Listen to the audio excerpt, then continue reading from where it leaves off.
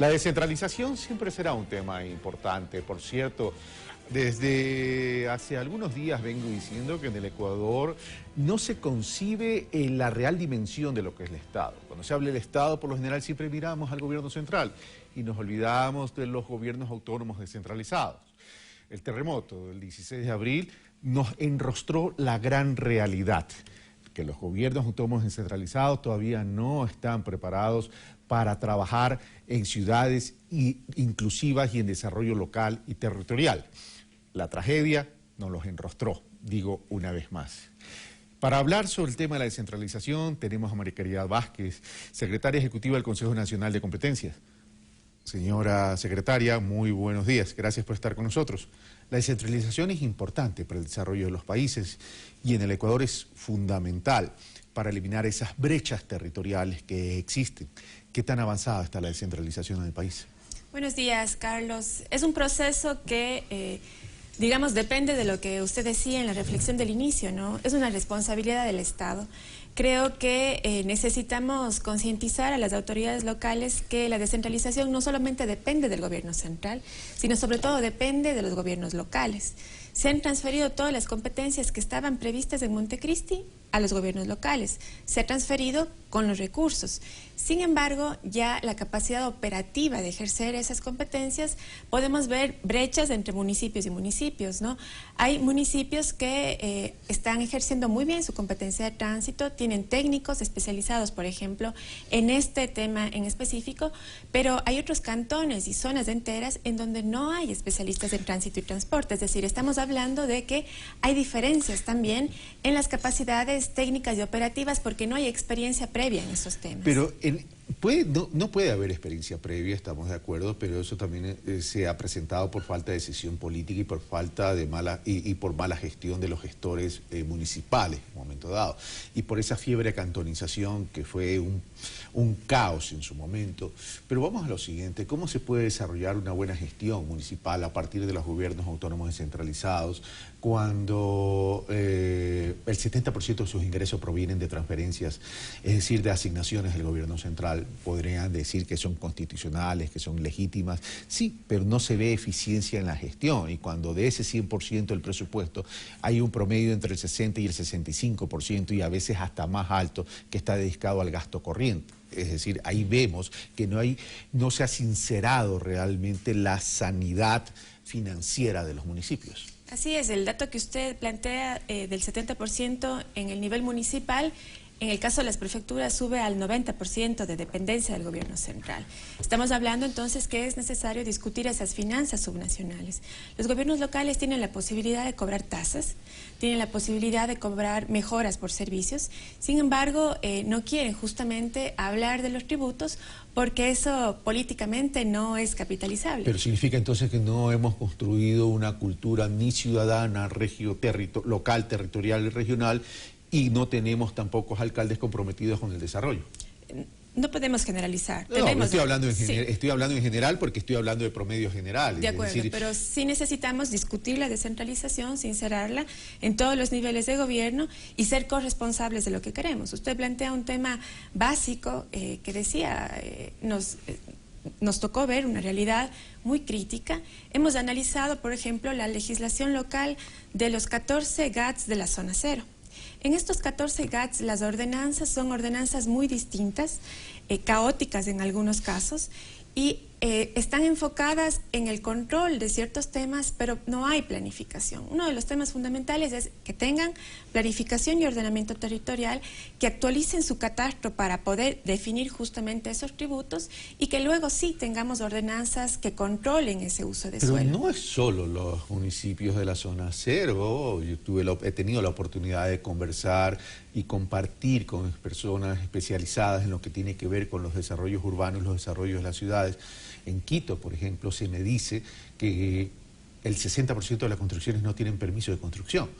Es decir, ya ahí estamos viendo que hay un problema serio. Desde ese punto, ¿cómo corregirlo y qué puede hacer el Consejo Nacional de Competencias o las autoridades competentes para tomar los correctivos necesarios, porque no podemos esperar que suceda otra tragedia para recién volver a hablar de esto. Bueno, en este caso hemos tomado las mejores ordenanzas del país y hemos identificado también en dónde existe mayor control.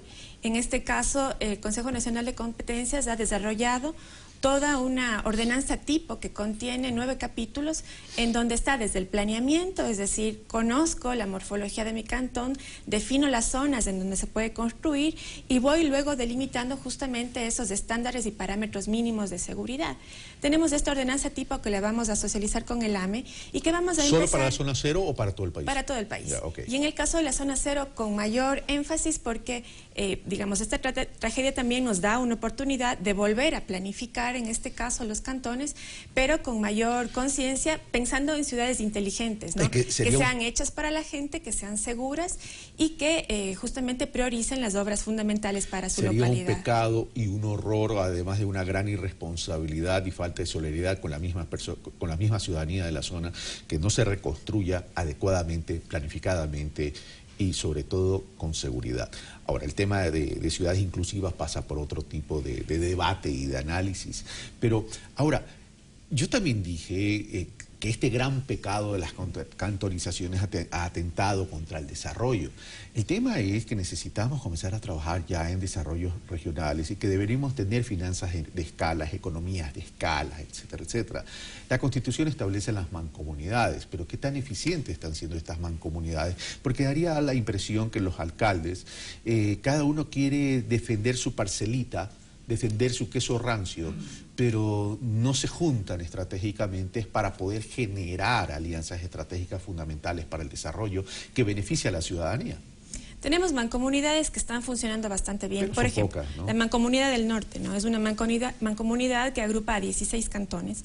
Están manejando el tránsito y transporte bajo una misma metodología, ordenanzas comunes, han establecido una tarifa común. Sin embargo, tenemos otras mancomunidades que son de papel. Usted tiene toda la razón. Es decir, se conformaron en un momento dado, los alcaldes no saben que pertenecen a esa mancomunidad, pero es un modelo de gestión bastante eficiente cuando juntamos recursos, capacidades. Cuando juntamos. Así es. Pero el problema es que todavía no hay una cultura para eso. La lógica del mancomunamiento y también del consorcio tiene que seguirse desarrollando. La Constitución plantea las regiones que sería, desde la lógica de la planificación, ideales, ¿no? Es decir, tenemos un gobierno subnacional regional en donde organiza la región en su conjunto, que es la Unión de Provincias, y donde tiene más lógica la planificación, la inversión, y digamos que el juego ese de poderes de los cantones que tenemos en este momento se reduce justamente por una visión mucho más integral. Pero esa figura de regionalización, que para mí es ideal, se la puso en la Constitución de la República, en la Constitución de Montecristi. Para mí generó mucha expectativa, pero a la hora del TESO ha quedado ahí de forma tímida y no termina siendo obligatoria, sino voluntaria. Por tanto, queda a la voluntad o a la buena gana de los alcaldes y también de las prefecturas. Sobre todo de las prefecturas, perdieron una gran oportunidad en realidad, ¿no? Pero esto faltó de decisión política del gobierno central también, que habló tanto de la revolución urbana. El gobierno central apoyó el proyecto político justamente desde Montecristi, luego el COTAD, pero esto sí se necesita también de los propios territorios, es decir, si los propios territorios no sienten la necesidad de... ¿Cuántos alcaldes hay de Alianza País, por ejemplo, y cuántos prefectos hay de Alianza País que hubieran podido, con base a esa visión partidista del movimiento, de la visión, hubieran podido implementar? O sea, que ahí no hubo una decisión política realmente de un cuerpo colectivo ideológico. Bueno, todavía está en la Constitución. Sí, está en la Constitución, pero ya estamos 10 años. Es posible hacerlo y deberíamos hacerlo. Esa es digamos así, que la hoja de ruta más lógica para el desarrollo.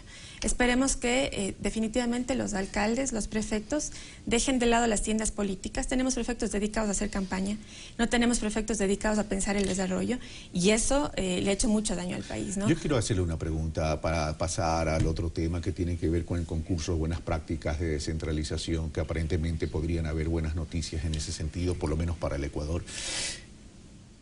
Yo sé que es una pregunta delicada, una pregunta para una respuesta delicada.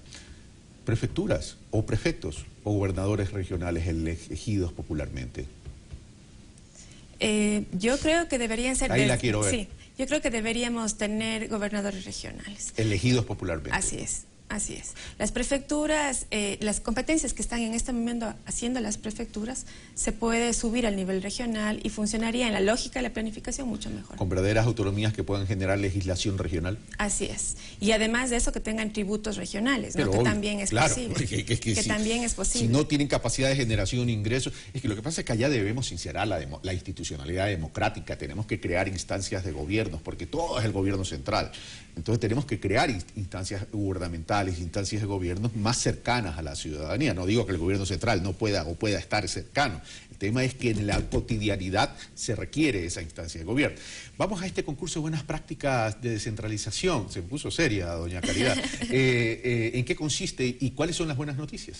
Bueno, si nosotros vemos en América Latina los procesos que han tenido mayor seriedad en la descentralización, institucionalidad, legislación, y que han empezado a ejecutar esto durante varios años, encontramos que Perú tiene una gran experiencia en esto, Bolivia también con sus autonomías, y Ecuador justamente que está caminando y que quiere caminar a fortalecer estos espacios. Ecuador participó con 9 buenas prácticas en descentralización, Bolivia con alrededor de 22 y Lima con 15 buenas prácticas. O sea, nosotros con 9, mucho menos que 9, los otros. ¿Ah? Pero estamos mucho menos tiempo también. Bueno, sí, pero ya, bueno, ok. Y hemos podido, cada país ha organizado internamente este concurso. En el caso del Ecuador, el día de ayer pudimos premiar las buenas prácticas. El Banco del Estado es el que se llevó el premio, la primera y segunda categoría, que tiene que ver con capacitación, con asistencia técnica, con fortalecimiento institucional, y que ha llegado, digamos así, a todo el territorio nacional. El Banco del Estado ha desarrollado herramientas muy interesantes que primero son pertinentes porque tienen que ver con las competencias, luego que tienen metodologías muy modernas, está colgado en su página web, cursos virtuales, con una metodología bastante amigable y que puede seguir desde un ciudadano hasta el alcalde, ¿no? El Ecuador va a participar el día lunes entre Bolivia y Lima y veremos ahí cuál va a ser la mejor práctica. Ya les contaré el día lunes, pero vamos a concursar también, digamos, desde el banco, con el Banco del Estado como nuestra mejor carta de presentación. Bueno, y hablando del Banco del Estado, el Banco del Estado ha hecho una muy buena labor desde hace ya algún tiempo, bastante tiempo, por cierto, y ellos deberían ser un instrumento, creo que de hecho lo hacen así, pero claro, la decisión política al final de cuentas la tienen los alcaldes, ¿no? De obligar y de exigir la actualización de los catastros en cada una de las localidades. María Caridad Vázquez, muchas gracias. Muchas gracias. Espero no haberle incomodado con la pregunta. No, para nada. Sí, bueno, sí me han preguntado antes. Sí, le he preguntado antes. Bueno, nosotros hacemos una brevísima pausa y viene el ministro de Cultura, Raúl Vallejo, con quien vamos a hablar de algunos aspectos, pero también, sobre todo, de la famosa Ley de Cultura, que aparentemente ha sido en el pasado, espero que ya no, ha sido como el tesoro oculto de Atahualpa. Venimos de inmediato.